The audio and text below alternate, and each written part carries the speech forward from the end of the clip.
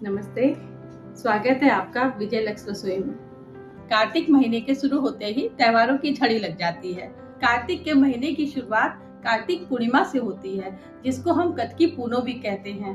कार्तिक का महीना कार्तिक पूर्णिमा से शुरू होता है, जिसको उत्तर भारत में हम लोग कतकी पूनो भी बोलते हैं। और इस महीने गांव, शहर हर जगह कतकी पूनो के नाम से मेले भी बहुत लगते हैं, जिसमें हर उम्र के लोग, बड़े बूढ़े बच्चे सभी लोग घूमने जाते हैं और खुशी खुशी मेले का मजा लेते हैं और एंजॉय करते हैं।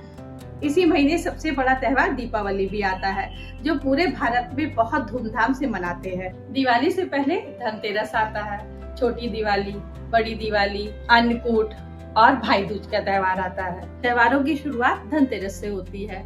दिवाली से 2 दिन पहले धनतेरस आता है। धनतेरस पे लोग सोना, चांदी और बहुत से अन्य और महंगे सामान भी खरीदते हैं। धनतेरस के बाद छोटी दिवाली आती है। छोटी दिवाली पे लोग यम का दिया रखते हैं। इसके बाद बड़ी दिवाली है। बड़ी दिवाली को गणेश लक्ष्मी जी की पूजा करते हैं। उसमें बहुत लोग एंजॉय करते हैं, मिठाई बनाते हैं, एक दूसरे के घर जाते हैं।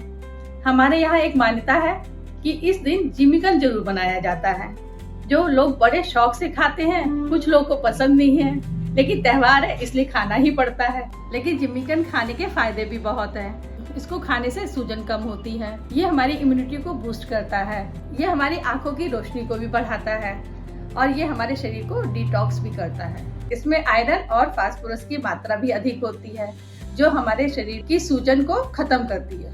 आने वाले समय में हम आपके लिए जिमीकन की सीरीज भी लेकर आएंगे।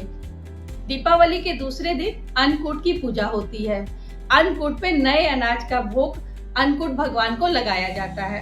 इस महीने नई सब्जियां बहुत आती हैं, जैसे मूली है, पालक है, गोभी, गाजर और नया चावल आता है, आलू आते हैं और भी हर तरह की सब्जियां आती हैं। और इन सब सब्जियों को मिलाकर एक अन्नकूट का भोग बन के तैयार होता है, जो कि हम भगवान को भोग लगाते हैं। इस दिन लोग कढ़ी भी बनाते हैं, कढ़ी से भी भगवान को भोग लगाते हैं। अन्नकूट को हम गोवर्धन पूजा से भी जानते हैं।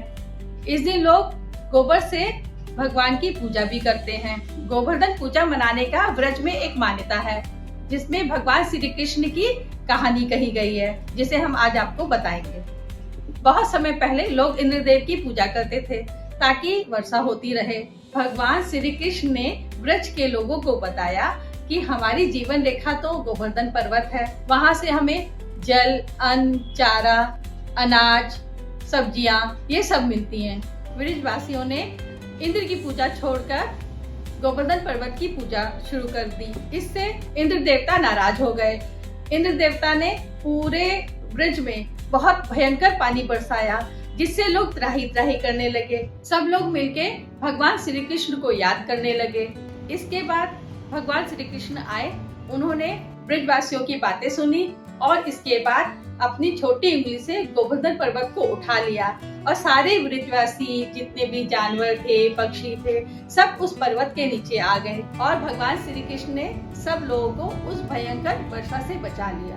वर्षा रुक गई, सब लोग सुरक्षित हो गए और उसी दिन से गोवर्धन पूजा की परंपरा शुरू की गई। यह दिन हमें याद दिलाता है प्रकृति और गोवर्धन पर्वत के प्रति हमारा आभार। आज भी लोग विभिन्न व्यंजन बनाते हैं, जिन्हें अन्नकूट कहा जाता है। ये 56 भोग गोवर्धन बाबा को चढ़ाए जाते हैं, जो समृद्धि और प्रेम का प्रतीक है। गोवर्धन बाबा हमारे देसी जीवन और किसी संस्कृति के प्रतीक हैं। यह पूजा हमें सिखाती है कि अन्न ही ब्रह्मा है।